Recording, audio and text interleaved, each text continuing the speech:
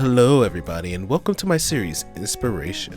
This is a series where I pick out an artist that has inspired my work, or how I look at the art world altogether. I thought this would be a fun little series to go on, because I have quite a few artists that actually has inspired me. Today we'll be talking about RossDraws, aka RossDraws. Now I'm going to get into a little bit of why he has inspired me. First of all, I'll talk about his hyperactive attitude. I love watching his videos because he's very enthusiastic. He's very happy, and you can tell he loves what he's doing. He's very entertaining with what he does. Like, he throws in a few things, you know, color dodge is his main thing, but he's very goofy. I want to do more stuff like that where I can actually interact without being interactive with people. I mean, like, if you watch some of his videos, you'll see him like jumping around and making cool little snippets of him being attacked by things that's not there, and it's so funny to watch. But at the same time, it seems like he's having a lot of fun. He's very talented. I've talked to people about his work before, and it's a mixed bag. Some people, like the other artists and stuff like that, think he kind of cheats, with one of his main things being like taking a picture of somebody and then morphing it until he gets like kind of a shape going, and then he kind of creates what he wants to make out of it. But me myself, I think that's really creative. It's like, you know, it's not like he's just taking a reference photo. He's actually taking his own reference photos. But that does go down to a controversy we've had with him before, where we found out that he was actually taking other people's reference photos, such as different photographs and things like that, and painting his own works around it. Not like tracing it, but kind of going about it and creating something, and not crediting the actual photograph of the photographer or the model themselves. And that was a bit of a for me. I do believe in crediting the person that you are emulating or creating around, or, you know, if you're working with someone, you always credit what they do. But he did come out and apologize, and I've watched apology videos, and this wasn't like some small apology like, oh, well, you know, I got caught, so I'm going to apologize and everything will be okay. It seemed very genuine. And I'm almost certain this wasn't me being biased because he is one of my favorite artists, but yeah, no, I believed his apology. I really didn't want to stop watching him over this, and I'm really glad he came out to say, hey, I messed up. I'll be a lot better at actually giving credit where credit is due. And the thing is, I do have to realize, and we all have to realize, not everybody knows everything about the art world. Yeah, he's pretty high up there, but doesn't mean he knows everything. And again, people will probably argue that, you know, as an artist, you should know how to credit other people and other artists and other photographers. There we go. That's the word. That's the word. And again, for this series, I want to make a small disclaimer.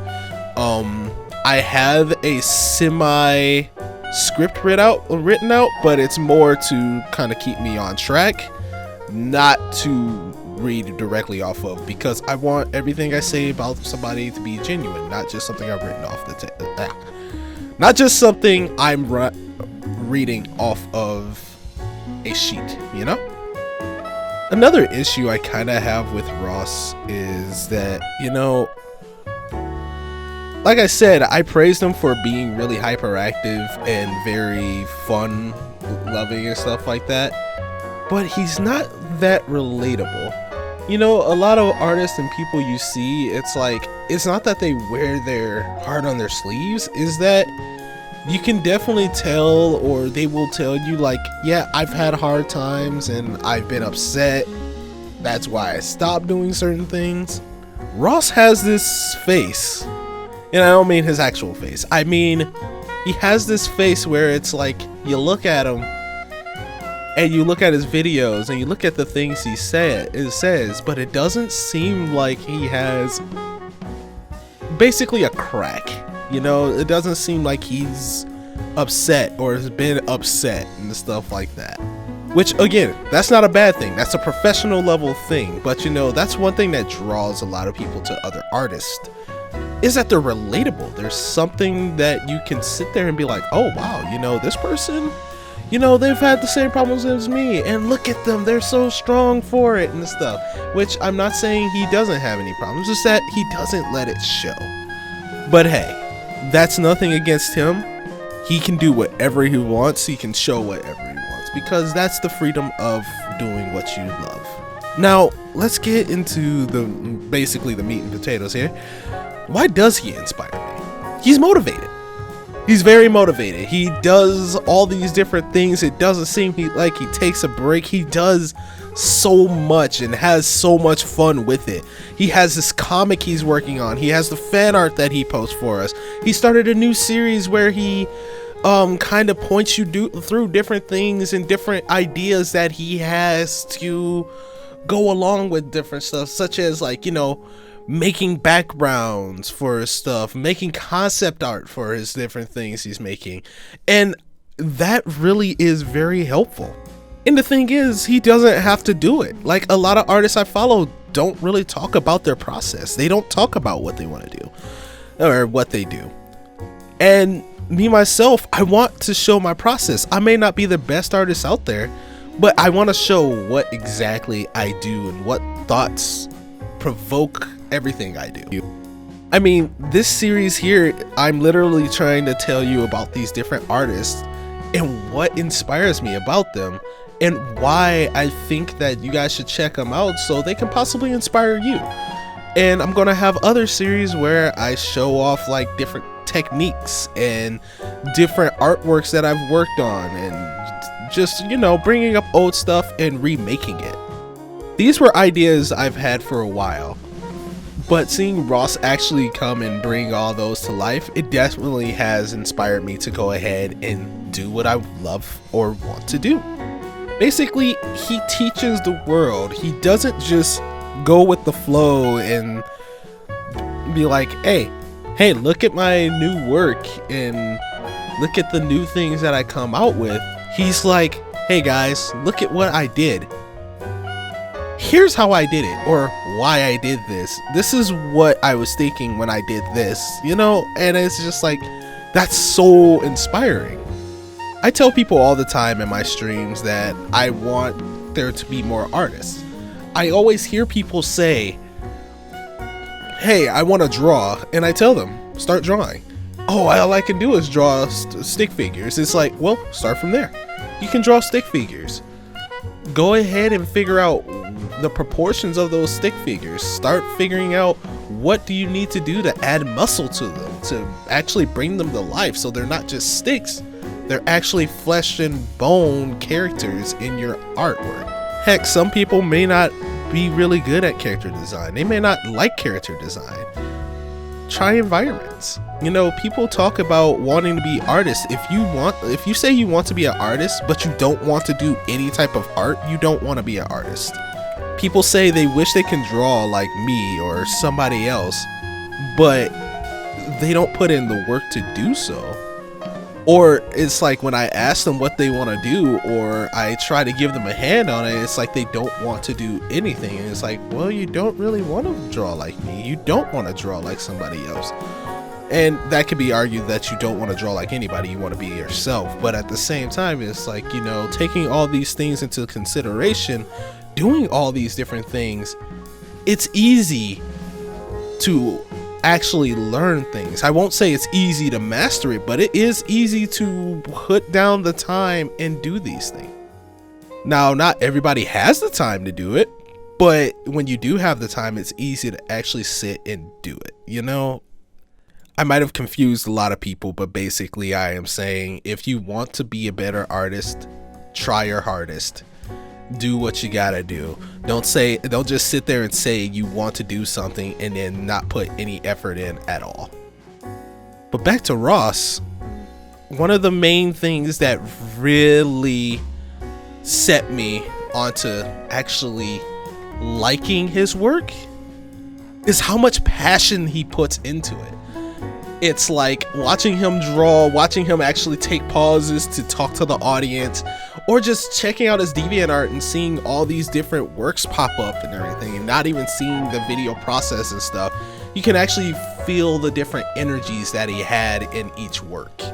You know, like I said, he's not just copying stuff. He's not just being like, oh, well, you know, I'm just going to copy off of this other artist. He's like, no, I'm taking my own reference photos and stuff like that, or I'm taking reference photos from the internet and doing what I want to do. I want to put all my different things into it. Now, don't get me wrong, there are certain flaws to every artist, and he definitely has flaws in his art. But again, there is no artist out there without flaws. That's why we are constantly learning. No artist will ever be to that point of just being a flawless person. Nobody is going to be able to say, I've made it. I've did everything. There's nothing else I need to learn. No new techniques that needs to be implemented. There's nothing new I have to do. I am the perfect artist. I am the perfect digital artist. I am the perfect painter. There's always new things to put into it. A lot of people just get bored of their work. If you get bored of your work, try new things. And I'm not even saying just try to do a whole new style. I'm saying try new things with your style. If you always do backgrounds in a certain way, try another way. Maybe it's easier, maybe it's a little harder, but you have better details out of it. If you do characters in a certain way, try new angles, try doing new things. I love trying to figure out how to make a scene more dynamic, how to show the fear in somebody, or show like somebody's really excited. Usually a fearful thing can be somebody looking straight ahead and looking into the camera, but one of my favorite things for a dynamic of there's something right in front of this person to make them scared is to show that the camera is under them. Like it's showing like the bottom of their legs going upward. It's not just the body all straight forward. There's just so much you can do to learn to become a better artist. But yeah, I really hope you enjoyed this video, and I really hope you enjoyed the background drawing I was doing. Of course, you guys know now, but this is Spider-Gwen, but this Spider-Gwen was actually inspired by RossDraws because I love the painting method. I love how the stuff actually works, like how his painting style works, and it really works for me. I'm not sure if I'm going to implement all of this into my normal style, but I really love how it works, especially on a separate program. He uses Photoshop. I use Clip Studio. Clip Studio is a fun program to do things like this with, but it is definitely different. So I'm going to keep playing with a style like this and see how that goes. But guys, thanks for watching, and I'll see you in the next video. I plan on trying to bring out one of these a week until I run out of different people that inspired me, which that's going to be a while. But hey, I hope you guys enjoyed, and I'll see you guys next time. Bye bye.